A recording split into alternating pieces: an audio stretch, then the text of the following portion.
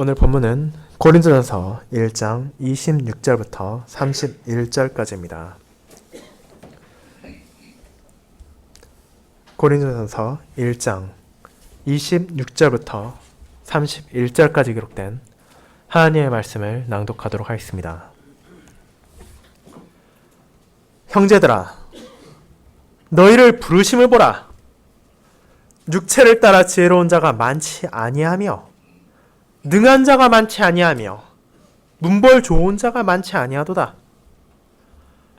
그러나 하나님께서 세상에 미련한 것들을 택하사 지혜 있는 자들을 부끄럽게 하려 하시고 세상에 약한 것들을 택하사 강한 것들을 부끄럽게 하려 하시며 하나님께서 세상에 천한 것들과 멸시받는 것들과 없는 것들을 택하사 있는 것들을 폐하려 하시나니 이는 아무 육체도 하나님 앞에서 자랑하지 못하게 하려 하심이라. 너희는 하나님으로부터 나서 그리스도 예수 안에 있고 예수는 하나님으로부터 나와서 우리에게 지혜와 의로움과 거룩함과 구원함이 되셨으니 기록된 바 자랑하는 자는 주 안에서 자랑하라 함과 같게 하려 함이라. 아멘.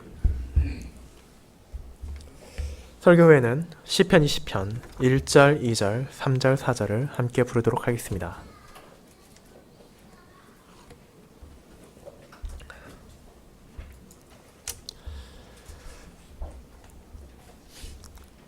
사랑하는 주 예수 그리스도 안에 있는 형제 자매님들,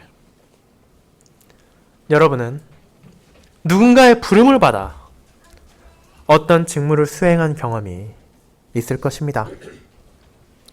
작게는 가정에서 부모님의 말씀에 따라 심부름을 한 적이 있을 것이며, 크게는 직장이나 사회, 그보다 위로는 어쩌면 나라로부터 상사나 높은 사람의 부름을 받아 프로젝트를 맡아 수행한 일을 경험했을지도 모릅니다. 이와 같이 세상에는 다양한 형태의 부름이 있습니다. 회사나 학교, 사회만이 아니라 교회에서도 우리는 적합한 사람을 불러 그가 하나님께서 주신 소명에 따라 일하고 봉사하기를 기대하기도 합니다. 이처럼 누군가를 부른다는 것은 이미 자신들이 기대하는 일을 할 수 있는 능력과 자격을 갖춘 사람을 확인해서 그가 업무를 수행할 수 있게 하는 것입니다. 그렇게 여러분이 부름을 받아 무언가를 시작하게 된다면 이것은 주변의 다른 사람들 혹은 여러분이 소속된 조직으로부터 신뢰를 받고 있다는 증거이기도 하기에 이런 기회가 주어진 것에 자랑스러워하며 자신을 부른 사람을 실망시키지 않기 위해서 최선을 다해 노력하여 주어진 소명을 성취하고자 할 것입니다. 하지만 신자에게는 세상의 부름과는 성격이 다른 부르심이 주어졌습니다.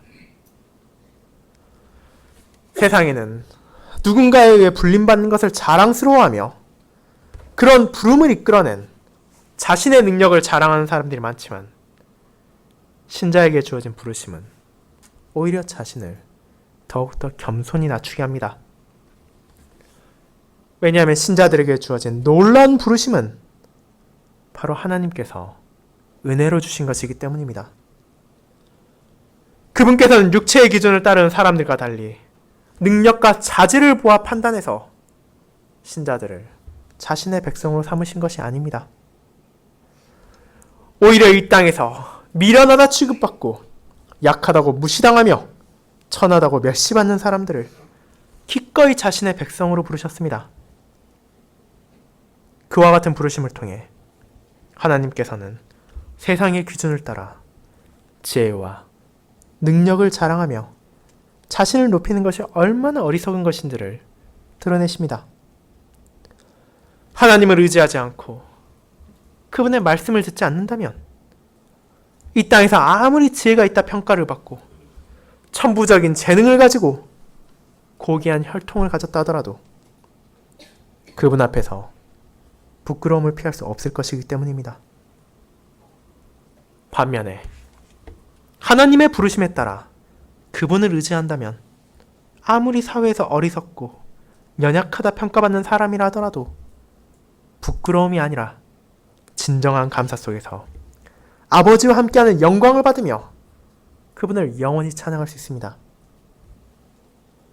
사도 바울은 이와 같은 놀라운 은혜가 그리스도 안에서 신자들에게 주어졌다는 것을 고린도 교회의 성도들에게 전함으로 세상이 자신들의 지혜를 자랑하고 뽐내며 무시했던 그리스도의 십자가의 은혜가 얼마나 경이로운 것인지를 알려줍니다.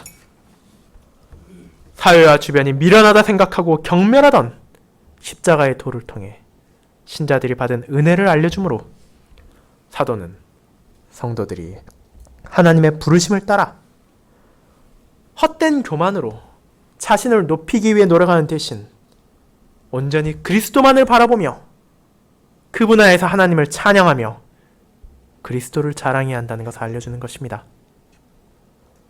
이와 같은 내용을 전한 고린도 교회를 향한 사도의 서신을 저는 하나님의 부르심이라는 제목으로 설교할 것입니다. 그리고 사도를 통해 신자들에게 알려주신 하나님의 가르침을 두 부분으로 나누어서 함께 알아가며 우리에게도 주어진 그분의 부르심의 의미를 되새기도록 하겠습니다.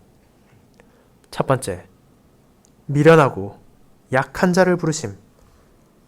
두 번째, 오직 그리스도를 자랑하도록 부르심이 바로 그것입니다. 첫 번째로 미련하고 약한 자를 부르심에 대해 알아보겠습니다. 형제자매 여러분, 오늘 우리가 함께 나눌 본문은 지난주에 알아보았던 고린도서 1장 18절부터 25절까지의 내용과 별개의 것이 아니며 서로 긴밀하게 연결되어 있는 이어지는 서신이기에 우리는 앞선 내용을 돌아볼 필요가 있습니다. 사도 바울은 파벌로 인한 불화가 생긴 고린도 교회 성도들에게 그들이 그리스도 안에서 하나가 되어야 함을 권면하고 그들에게 주어진 그리고 자신이 선포한 십자가의 도가 무엇인지를 알려주었습니다. 십자가의 도란 그리스도께서 십자가에 행하신 희생제사를 의미하며 그것은 결국 하나님께서 독생자를 통해 자신의 백성들에게 전하신 복음의 메시지를 말하는 것이었습니다. 하지만 이처럼 놀라운 십자가가 전해짐에도 불구하고 세상에서는 상이한 반응이 나타났습니다. 한편에서는 이것을 들으면서도 미련하고 어리석다고 조롱하고 있었으며 다른 한편에서는 이 놀라운 복음이 은혜로 전해진 것에 감격하며 십자가에 둬야말로 하나님의 능력과 하나님의 지혜라고 고백했습니다. 그렇다면 왜 이런 차이가 났습니까? 말씀 사역자들이 누군가에게 십자가의 도를 전할 때는 복음의 내용을 빼먹고 전하고 다른 사람들에게 전달할 때만 온전하게 전했기 때문입니까? 그렇지 않습니다. 우리가 돌체신경에서 고백하는 것과 같이 온전한 복음이 전해졌음에도 불구하고 세상의 불신자들은 자신들의 완악함으로 하나님의 은혜로 전해진 그리스도의 십자가의 진리를 무시하고 거부했습니다. 그것이 초대교회 시절에 일어났으며 지금까지도 일어나고 있는 현실입니다. 물론 오늘날의 불신자들과 마찬가지로 초대교회 시절에 불신자들에게도 나름의 이유는 있었습니다. 그들은 세상에 지혜 있는 자들을 추종하며 그들의 가르침을 선호했습니다. 이성적이고 합리적이어서 그들이 이해할 수 있으며 자신들을 고양시키는 철학과 이론을 추구한 것입니다. 그렇게 그들이 바라보는 그리스도인들은 어리석고 미련해 보일 수밖에 없었습니다. 이미 로마의 반역자로 십자가에 못 박혀 죽은 예수 그리스도를 믿고 의지하는 것에 그들이 어떤 의미를 찾을 수 있겠습니까? 그렇게 하나님께서는 그들의 불신을 통해 세상의 지혜를 멸하고 총명을 패하신다는 말씀을 성취하신 것입니다. 당시의 최고의 엘리트들이며 석학들이라 할 수 있는 지혜 있는 자, 서기관, 변론가들이 아무리 훌륭하고 탁월한 업적을 쌓고 그들의 명성을 로마와 식민지를 떨쳤다 하더라도 주님을 믿지 않고 하나님을 의지하지 않는다면 그것은 참된 지혜를 외면하는 미련한 것이기 때문입니다. 그렇게 하나님을 믿게 되는 것에는 그들의 재능과 그들의 노력과 관련이 없는 것이었습니다. 아무리 진리를 궁구하고 원한다 하더라도 하나님의 부르심이 없다면 세상의 지혜로는 하나님을 알 수도 없으며 알기를 원하지도 않기 때문입니다. 그렇게 표적을 구하는 유대인들은 십자가의 돌을 걸림돌로 생각하여 거리끼며 피하고, 세상의 지혜를 구하는 이방인들은 그리스도의 진리를 어리석다 생각하여 거부했습니다. 하지만 하나님께서는 자신의 은혜로 그들이 어리석다고 생각하던 복음의 진리를 통해 믿는 자들을 구원하시기를 기뻐하십니다. 그 결과 십자가의 돌을 거리끼며 십자가의 돌을 어리석다 생각하던 유대인들과 이방인들 가운데 복음을 듣고 회개하여 돌아온 사람들이 있었습니다. 지금 예배를 드리는 우리가 이방인이었던 것처럼 고린도 교회의 성도들 역시 유대인들과 이방인들이었습니다. 그러나 성도들이 아버지의 진리 안에서 이를 참되게 믿을 수 있게 된 것은 그분께서 그들과 우리를 부르셨기 때문입니다. 그분의 은혜로 말미암아 신자들은 그리스도를 바라보며 이분이야말로 하나님의 능력과 하나님의 지혜를 가리킨다는 것을 깨닫게 되었습니다. 그리고 이를 깨달은 성도들은 비로소 하나님의 지혜와 능력이야말로 세상의 그 어떤 지혜와 능력과도 비견할 수 없을 정도로 강인하며 놀랍고 현명하다는 것을 깨닫게 됨을 바울은 전했습니다. 하지만 바울의 서신은 거기에서 끝난 것이 아닙니다. 오히려 오늘부터 이어지는 글들을 통해 바울이 전하고자 하는 내용은 앞선 내용과 유기적으로 연결되며 점점 더 그 의미를 선명하게 드러냅니다. 십자가의 도가 얼마나 놀라운 것인지를 깨달았을 성도들을 향해서 이제 그는 그 진리를 알게 하신 하나님의 부르심에 대해 생각하게 합니다.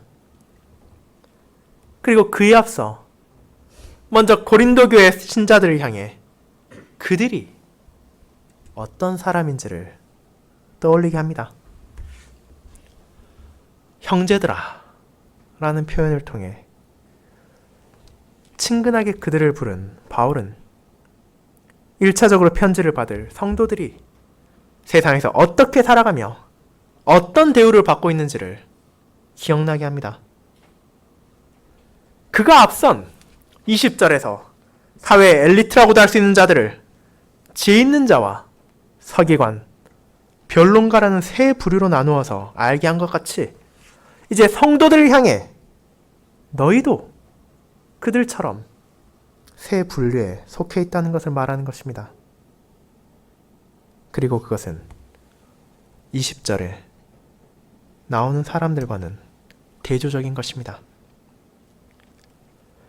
고린도 교회의 성도들은 자신들이 육체적인 기준, 즉 자신을 둘러싼 세상의 기준에 따라 어떤 상태에 있는지를 알아야 했습니다. 그리고 그들 중 대부분은 지혜로운 자라고 칭할 수 없었습니다. 당시 교회를 구성하던 대다수의 성도들은 충분한 교육을 받지 못했기에 앞절들에 설명된 세상에서 지혜 있는 자들과 달리 성도들의 지혜를 보며 칭송하는 사람도 없을 뿐 아니라 세상 사람들은 십자가에서 죽으신 그리스도를 따라 불이익과 박해를 감수하는 신자들을 어리석게 바라봤습니다. 그들이 지혜가 없다면 그들은 능하기라도 했습니까? 여기서 바울이 말한 능한 자란 힘 있는 자, 즉 세상을 자신의 뜻대로 움직일 수 있는 영향력을 가지고 있는 사람을 말하고 있습니다. 지혜로운 자는 자신의 지혜를 통해, 권력자는 자신의 권력을 통해, 부유한 자는 자신의 재물을 통해 세상을 향해 자신의 영향을 미칠 수 있습니다. 그러나 고린도 교회의 성도들 중에 그와 같은 영향력을 가진 사람은 거의 없었습니다. 물론 그 중에도 나름 부족하지 않게 먹고 살 수 있는 사람들이 없었던 것은 아니지만 세상에 영향력 있는 자들과는 비할 바가 못 되었습니다. 그뿐 아니라 마지막으로 그들은 문벌이 좋은 사람들도 아니었습니다.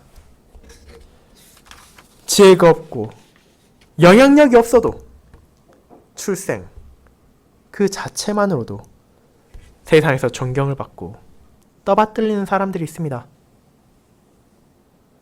하지만 성도들은 혈통으로도 육체적 기준에 따라 세상에서 상위에 존재하는 사람들이 아니었습니다.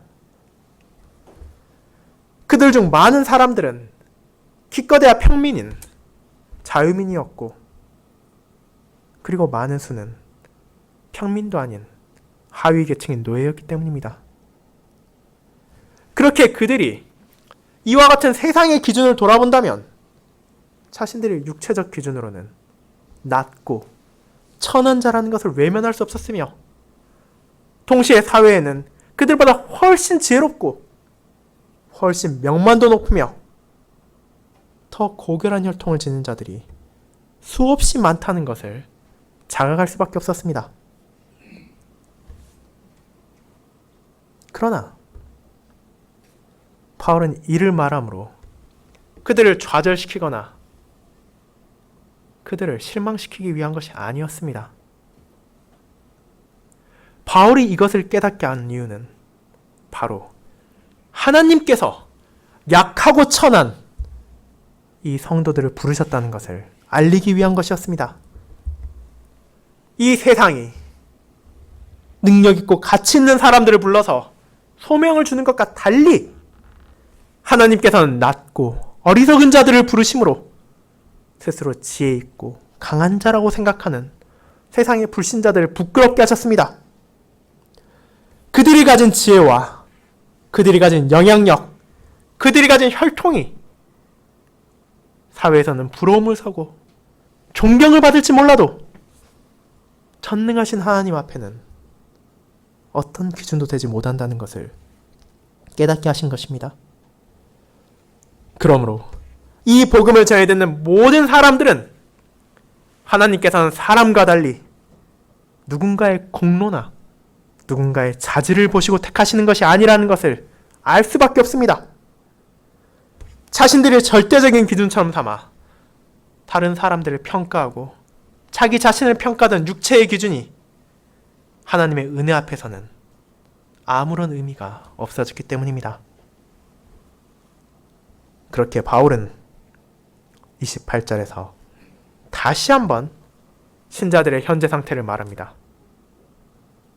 그들 중 다수는 혈통이 훌륭하지 못해 천하다고 취급받고 있었으며 영향력과 재력이 부족해 멸시를 받았을 뿐 아니라 세상에서 마치 존재감이 없는 것처럼 무시받고 있었음에도 불구하고 하나님께서 그들을 택하셔서 사회에서 자신을 높이고 자신의 능력과 자신의 혈통을 의지하는 어리석은 사람들을 폐하시는 것입니다. 결국 이 표현을 통해 하나님께서는 그분의 부르심과 그분의 은혜가 없더라도 사람에게 나름의 공로와 나름의 가치가 있다고 주장하는 사람들이 얼마나 어리석은지를 자신이 부른 백성들에게 깨닫게 하시는 것입니다. 이와 같은 하나님의 부르심은 신약시대 최초로 드러나는 것이 아닙니다. 이스라엘 백성을 택하셔서 애굽 땅 종되었던 집에서 건져내신 여호와께서는 그들이 약속의 땅 가나안에 도착하기 전 자신이 왜 그들을 택하셨는지를 모세를 통해 알려주셨습니다. 신명기 7장 7절 8절은 다음과 같습니다. 여호와께서 너희를 기뻐하시고 너희를 택하심은 너희가 다른 민족보다 수요가 많기 때문이 아니니라. 너희는 오히려 모든 민족 중에 가장 적으니라.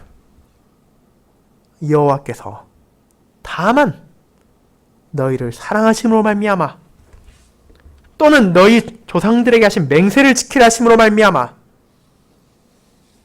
권능의 손으로 너희를 인도하여 내시되 라고 말입니다.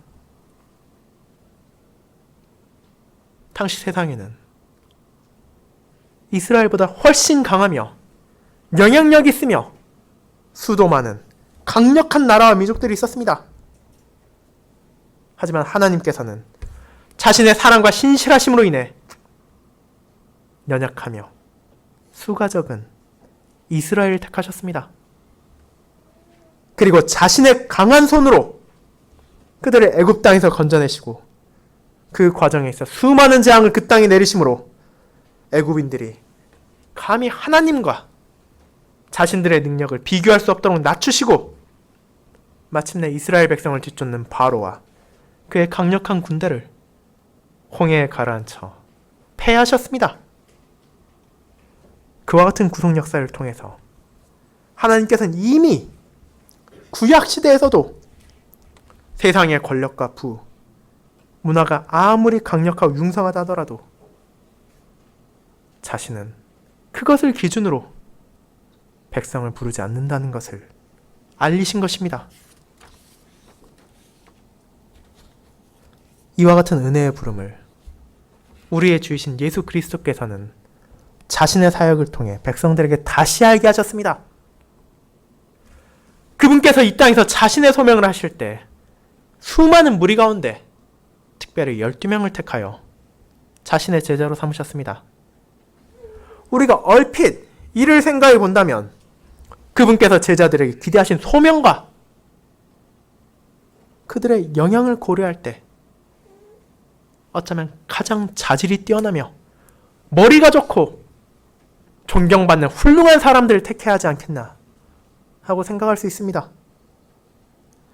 아마도 당시 유대인들 가운데 제사장들이나 바리새인들 혹은 서기관쯤은 돼야 주님의 제자로 될 가치가 있다고 생각할 수도 있습니다.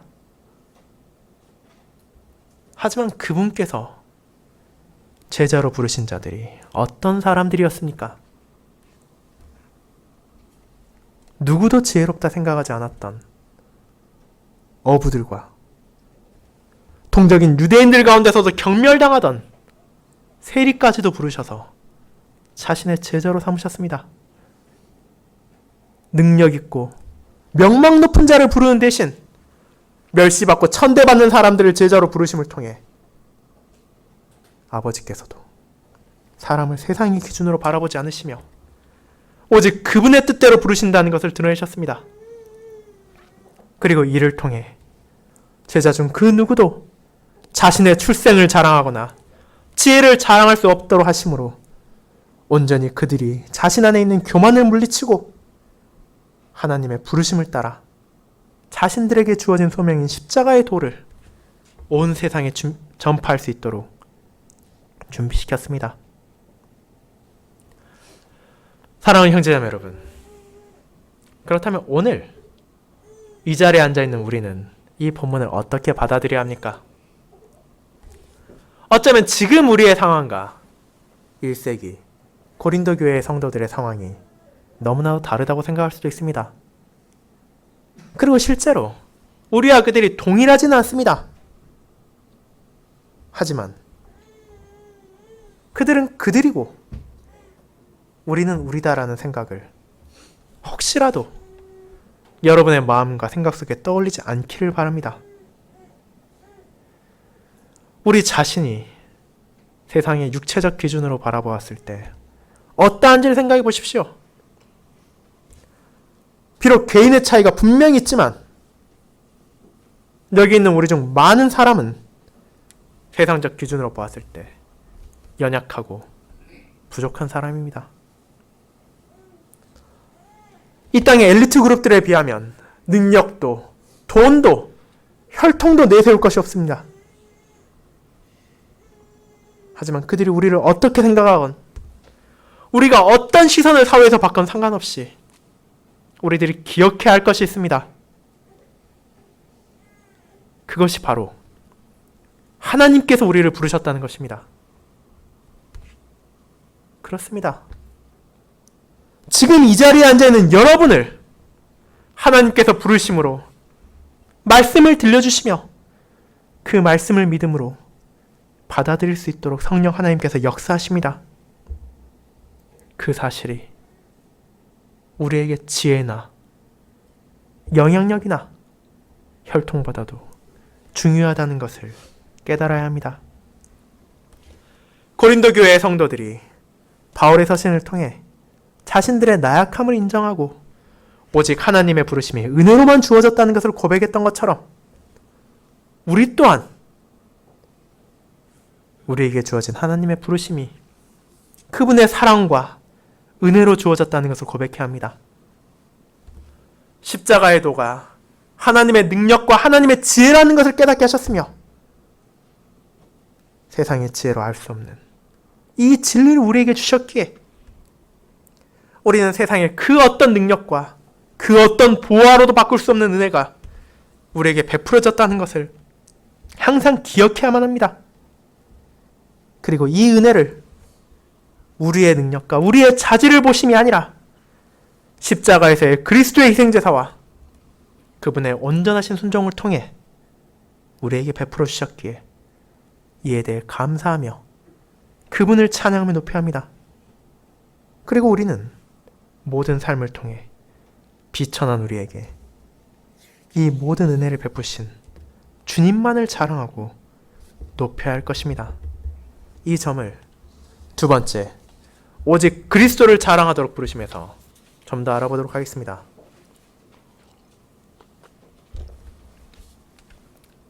성도 여러분, 사도 바울의 서신에서 나타나는 것과 같이 고린도 교회의 성도들과 우리를 부르신 하나님께서는 인간의 기준에 따라 능력과 자질을 보시고 선택하신 것이 아닙니다.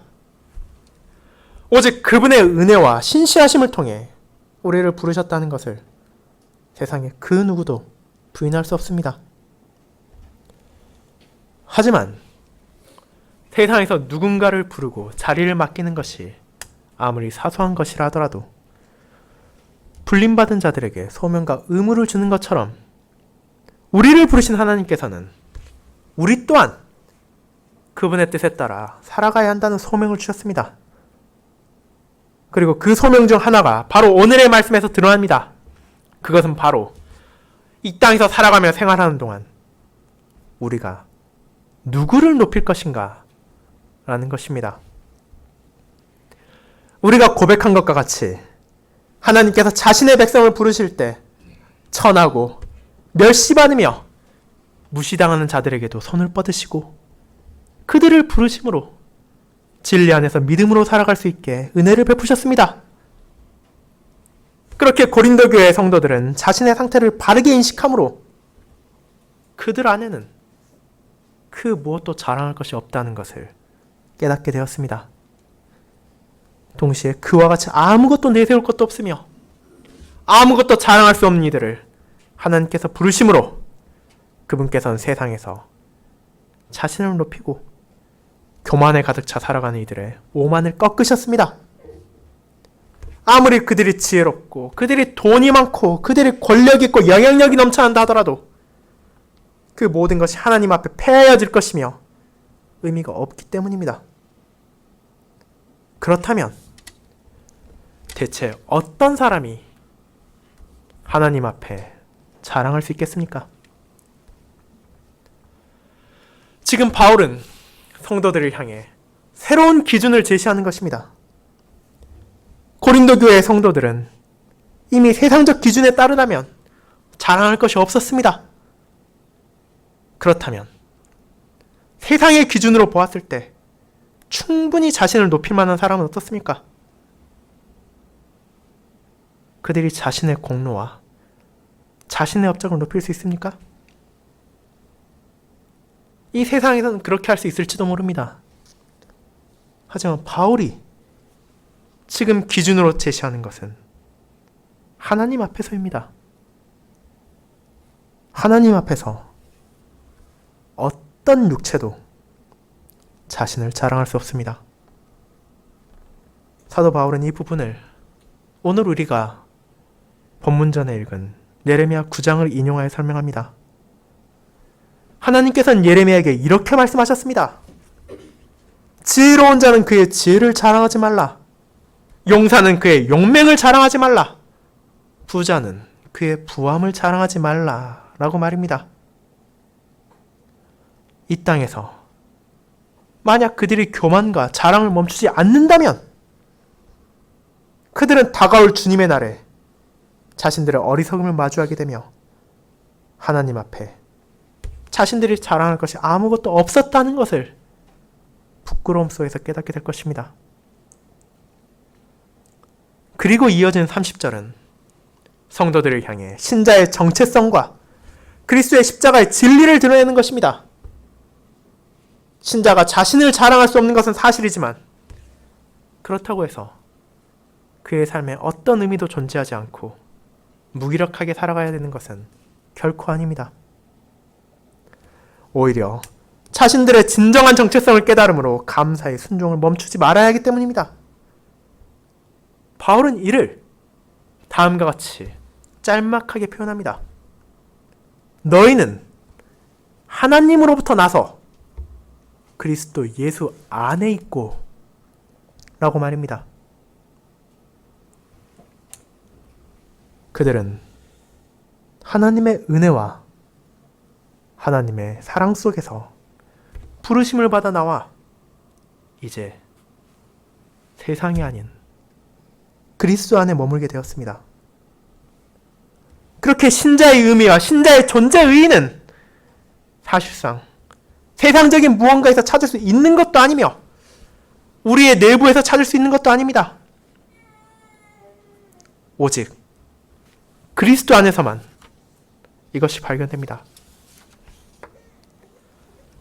자신의 백성들을 향한 하나님의 사랑으로 말미암아 이 땅에 오신 그리스도 안에서 신자들은 참된 믿음으로 연합하여 살아가고 있습니다. 그리고 십자가의 도를 통해 자신이 하나님의 능력이며 하나님의 지혜라는 것을 드러내신 예수 그리스도께서는 영원부터 계신 말씀이시자 참된 지혜이십니다. 그분께서는 진정한 지혜를 드러내심으로 성도들에게 크신 은혜를 베풀으셨습니다. 그리고 이를 사도 바울은 세 부분으로 나누어 설명합니다. 먼저 그분께서는 우리에게 의로우십니다. 이 말은 성도들에게 법정적인 상황을 떠올리게 합니다. 의롭다는 말은 죄인이라는 표현과 대조적인 것으로 죄가 없고 결백하다는 것을 의미합니다. 하지만 신자들은 아무리 자신들이 이 땅에서 아버지의 뜻을 따라 살아가려 노력한다 하더라도 죄와 비참으로부터 온전히 자유하지 못하다는 것을 알고 있습니다. 태어날 때부터 죄 속에서 잉태되었으며 매일의 삶 속에서 끊임없이 자범죄를 이어가므로 죄를 쌓아만 가고 있습니다. 그러나 그리스도께서는 자신의 십자가의 도를 통해 우리의 죄를 용서하셨을 뿐 아니라 그분의 순종을 우리에게 전가하사 마치 죄인인 우리가 아무런 죄도 짓지 않은 것처럼 하나님 앞에 나아갈 수 있게 하시고 하나님께서는 이 의로움을 통해 우리를 용납하십니다. 그렇게 그리스도야말로 우리의 의로우시며 그분 바깥에서는 하나님께서 받으실 어떤 의로움도 찾을 수 없습니다. 하지만 우리의 의로움이신 이 그리스도께서는 동시에 우리의 거룩함이시기도 합니다. 바울의 이 표현을 조금 더 정확하게 번역하자면 그분께서 우리의 성화라는 뜻을 가지고 있습니다. 성화란 거룩하게 되는 과정, 자신이 따르는 신의 뜻에 따라 세상과 분리되는 것을 의미합니다. 그렇게 신자의 성화란 그리스도의 영인 성령 하나님의 역사하심을 통해 우리의 삶 전체가 아버지의 거룩하심을 따라 거룩한 길로 나아가는 것을 말합니다.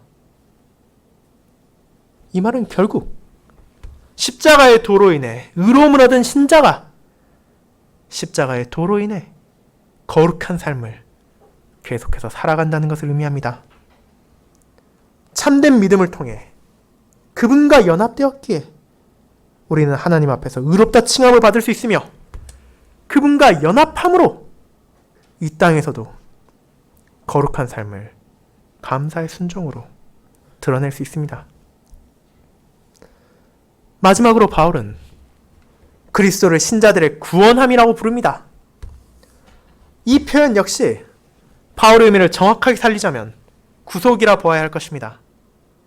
신자의 구원과 구속이란 떼어놓을 수 없이 밀접하게 연관되어 있지만 동시에 같은 것을 의미하진 않기 때문입니다. 의로움이란 표현으로 신자들에게 법정적 의미를 생각하게 한 바울은 구속이라는 단어를 통해서는 경제적, 신분적인 의미를 생각하게 합니다. 이 표현은 남의 소유로 있던 노예에 대해 속전을 베풀어 그를 풀어내는 것을 의미하며 그리스도께서 우리를 어떻게 구원하셨는지를 알려주는 것이기 때문입니다. 바울은 에베소서 1장 7절에서 다음과 같이 그리스도의 구속을 설명합니다. 그의 피로 말미암아 속량 곧 죄 사함을 받았느니라. 모든 인간의 첫 조상의 타락 이후 인류는 죄와 마귀의 노예로 살고 있었습니다. 그러나 십자가의 도는 우리가 그리스도께서 흘리신 보혈을 통해 죄의 값이 치러지고 마귀의 족쇄에서 풀려나 해방되었다는 것을 가리킵니다. 즉, 노예가 누군가의 호의를 통해 대가를 지불되어 자유인이 되는 것처럼 죄와 마귀의 노예였던 자신의 백성들을 그리스도께서는 그분의 피로 값을 치르사 그분 안에서 자유케 하시고 이제 그분의 것이 되도록 은혜를 베푸신 것입니다. 이 모든 은혜가 오직 그리스도 안에서 주어졌으며 오직 그분으로부터만 나오는 것입니다.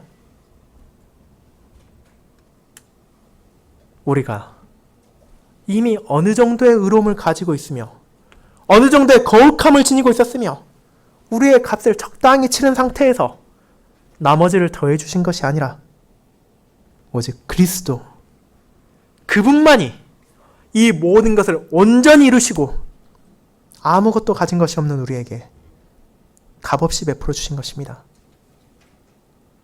그 결과 이제 우리는 자신 안에서 가치를 발견하려고 할 필요도 없으며 자신을 높임으로 남들로부터 우월감을 가지려고 해서도 안 된다는 것을 깨닫게 됩니다.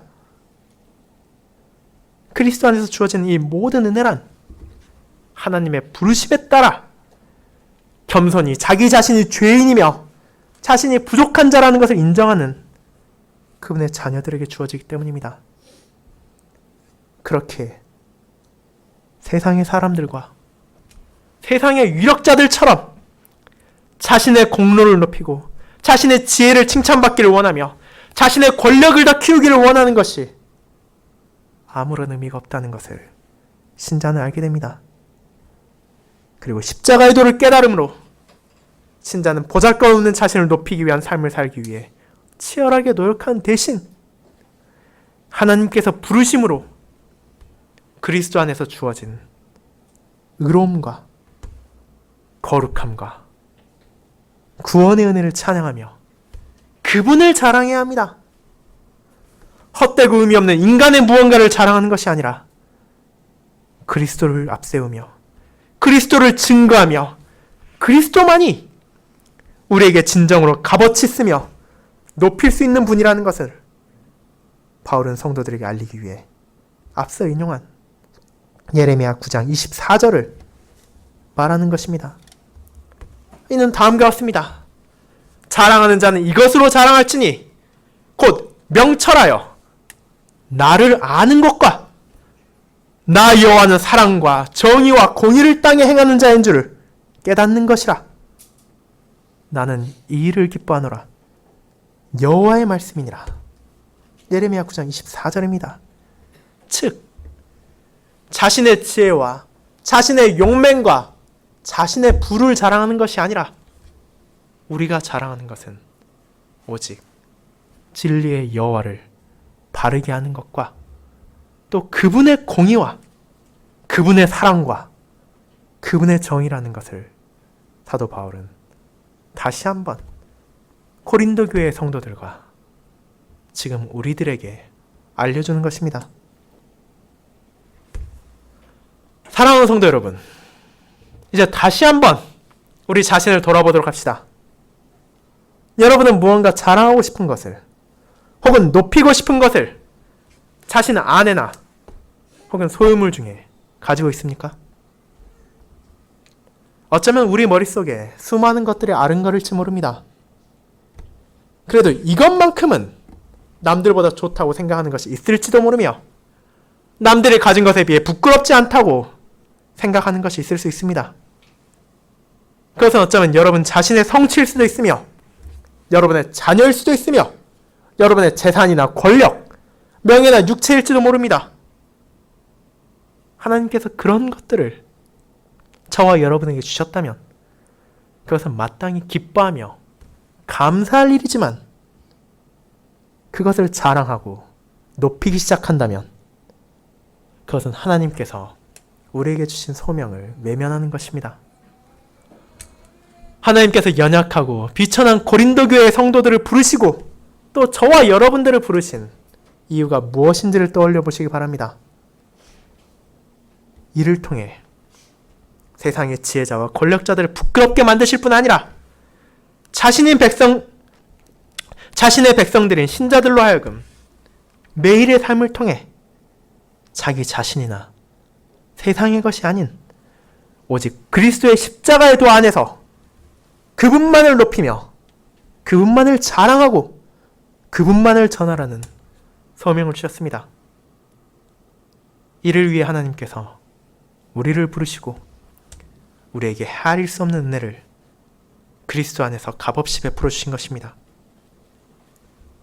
우리의 주이시며 우리의 의로움이시며 우리의 거룩함이시며 우리의 구속이신 예수 그리스도 외에 우리가 감히 무엇을 자랑하고 무엇을 높일 수 있겠습니까? 나의 가장 소중한 것이라 하더라도 가장 귀하며 가장 보배로운 것이라 하더라도 그분 앞에서는 그 빛을 잃고 그분의 은혜에 비하면 무가치한 것에 불과합니다. 그렇게 우리 모두 주님을 높이도록 합시다.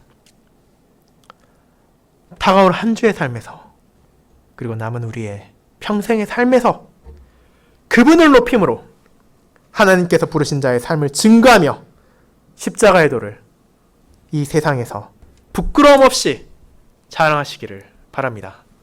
아멘.